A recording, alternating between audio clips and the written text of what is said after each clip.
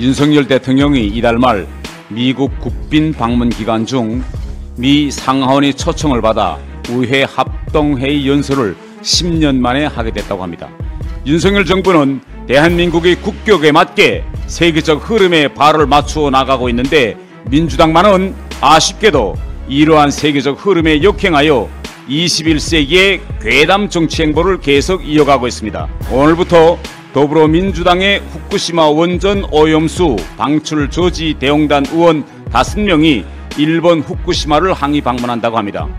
제1야당이며 국회 다수당이 아직도 광우병, FTA, 사드 전자파, 세월호 잠수함 충돌, 천안함, 수돗물 민영화 등 괴담 정치 유혹에서 벗어나지 못하고 있는 현실이 안타까울 뿐입니다. 제발 민주당은 이제라도 정신을 차리고 공당의 위치로 돌아오기를 바랍니다. 그제부터 오늘로 이어지고 있는 단비마냥 우리 국민들의 마음을 기쁘게 해주는 소식들이 계속 나오고 있습니다. 윤석열 대통령이 이달 말 미국 국빈 방문 기간 중 미 상하원의 초청을 받아 의회 합동회의 연설을 10년 만에 하게 됐다고 합니다. 미국의 이러한 환대는 지난 정부기관 신뢰의 문제까지 겪던 한미동맹이 이제는 복원을 넘어 미래를 향한 광화해로 나가고 있다는 상징입니다. 최근 발표된 미 인플레이션 감축법 세부 규정에 우리 기업에 우호적으로 되는 내용들이 많이 들어가 우리 기업들이 한숨 돌렸다고 합니다. 이와 함께 엑스포 개최 후보지 시찰 및 역량평가 대표단이 방한 중에 부산 유치 성공 확률이 50대 50으로까지 나왔다는 소식도 나왔습니다. 지난해 5월 한국이 유치전에 본격적으로 뛰어들었을 때만 해도 경쟁국 사우디아라비아의 오일머니에 당해낼 수 없다는 해이론이 팽배했었습니다.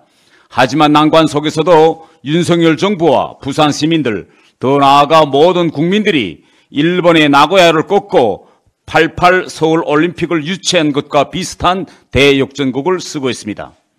지난 4일 유엔 인권이사회가 북한 인권 결의안을 채택했고 대한민국은 5년 만에 공동제안국에 이름을 올렸습니다.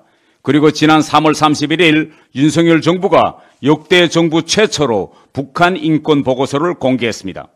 문재인 정부는 북한 김정은의 눈치를 보느라 유엔 북한 인권 결의안 공동제안국으로 계속 불참했고 2017년부터 통일부가 작성해오는 북한 인권 보고서를 김정은을 불편하게 만들 수 있다는 이유로 상급 비밀로 분류해놓고 공개하지 않아 국제 공동체로부터 인권 후진국, 김정은 눈치 보는 정권이라는 비난을 받아왔었습니다.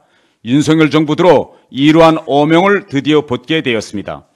윤석열 정부는 대한민국의 국격에 맞게 세계적 흐름에 발을 맞추어 나가고 있는데 민주당만은 아쉽게도 이러한 세계적 흐름에 역행하여 21세기의 괴담 정치 행보를 계속 이어가고 있습니다.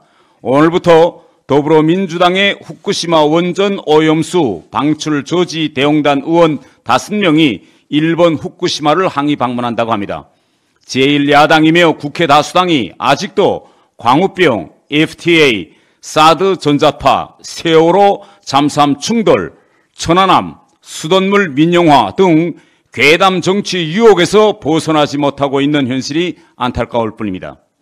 이재명 대표가 모든 성인에게 최대 1,000만 원의 대출을 해주자는 개상한 제안을 했다고 합니다. 빚 돌려막기를 조장하는 무대책 정책의 전형입니다. 민주당은 최근 금리 인상 여파로 대출자들의 이자 부담이 커지자 여론을 등에 업고 이재명 대표가 대선 후보 시절 내놓았던 포퓰리즘 끝판왕을 재추진하려는 모양인데 민주당의 포퓰리즘 정책 속에 미래 세대는 존재하지 않습니다. 제발 민주당은 이제라도 정신을 차리고 공당의 위치로 돌아오기를 바랍니다.